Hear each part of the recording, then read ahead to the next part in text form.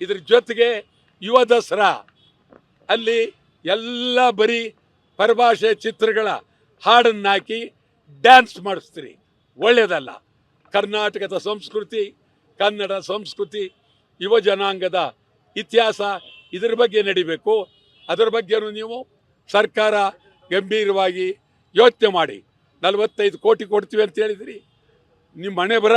ನಿಜವಾಗಲೂ ಇದನ್ನು ಆಡಂಬರ ಮಾಡಬೇಡಿ.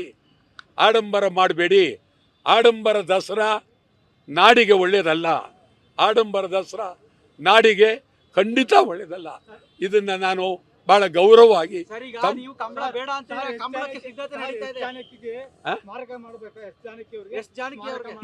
ಹೇಳ್ದೆ. ಅದು ತಲೆಯಿದೆ, ಈಗ ಹೇಳ್ತೀನಿ. ಎಸ್ ಜಾನಕಿ ಅವರು ಆಂಧ್ರ, ಅವರು ಸ್ವಲ್ಪ ಹೆಚ್ಚು ಕಡಿಮೆ 42,000 ಹಾಡುಗಳನ್ನು ಹಾಡಿದ್ದಾರೆ. ಅದರಲ್ಲಿ ಕನ್ನಡದ ಹಾಡುಗಳನ್ನು ಅದ್ಭುತವಾಗಿ ಹಾಡಿದ್ದಾರೆ. ಎತ್ತಣ ಮಾಮರ, ಎತ್ತಣ ಕೋಗಿಲೆ, ಎತ್ತಣಿಂದ ಎತ್ತಣ ಸಂಬಂಧವಯ್ಯ. ಇವರು ಯಾವ ಊರು? ಇಲ್ಲಿ ಇವ್ರ ಸಮಾಧಿ. ಎತ್ತಣ ಕೋಗಿಲೆ, ಎತ್ತಣಿಂದ ಎತ್ತಣ ಸಂಬಂಧವಯ್ಯ. ಬೆಟ್ಟದ ನಲ್ಲಿಕಾಯಿ, ಸಮುದ್ರದ ಉಪ್ಪು. ನಾವು ಸಮುದ್ರ, ಬೆಟ್ಟದ ನಲ್ಲಿಕಾಯಿ ಜಾನಕಿ. ಬಹಳ ಅದ್ಭುತ.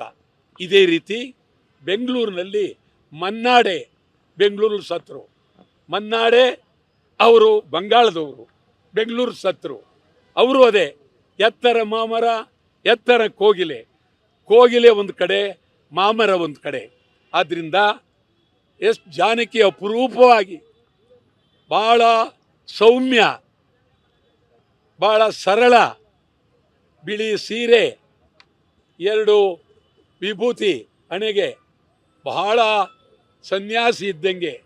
ಆ ರೀತಿ ಅವ್ರು ನೋಡಿದ್ರೆ ನಿಜವಾಗಲೂ ಬರೀ ಹಾಡು ಅನ್ನೋಕ್ಕಿಂತ ಹೆಚ್ಚಾಗಿ ದೇವರ ಸ್ವರೂಪದಲ್ಲಿ, ಒಬ್ಬ ದೇವತೆ ಸ್ವರೂಪದಲ್ಲಿ ಕಾಣ್ತಾ ಇದ್ದರು. ಅವರಿಗೆ ಒಂದು ಅದ್ಭುತವಾದಂಥ ಸ್ಮಾರಕ ಮೈಸೂರಿನಲ್ಲಿ ಮಾಡಬೇಕು. ಇದನ್ನು ನಾನು ಮೈಸೂರಿನ ಅಧಿಕಾರ ವರ್ಗಕ್ಕೆ ಹೇಳ್ತೀನಿ. ಖಂಡಿತ ಮಾಡೋದರಿಂದ ಇದು ರಾಜ್ಯಕ್ಕೆ ಗೌರವ. ಹೊರನಾಡಿನಿಂದ ಹುಟ್ಟಿದಂಥ ಒಬ್ಬ ಮಹಿಳೆ ಕನ್ನಡದ ಹಾಡನ್ನು ಹಾಡಿದಂಥ ಸಂದರ್ಭ, ಇದನ್ನು ನೆನೆಸ್ಕೊಂಡು ಅವರ ಸ್ಮಾರಕ ಅದ್ಭುತವಾಗಿ ಆಗಬೇಕು.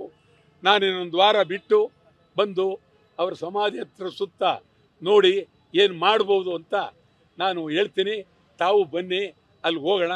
ನಿಮ್ಮನ್ನು ಕರಿತೀನಿ. ಭಾಳ ದಿನ ಆಗಿದೆ, ಅಲ್ಲಿ ಹೋಗೋಣ. ನೀವೆಲ್ಲ ಬನ್ನಿ. ಸಕಲ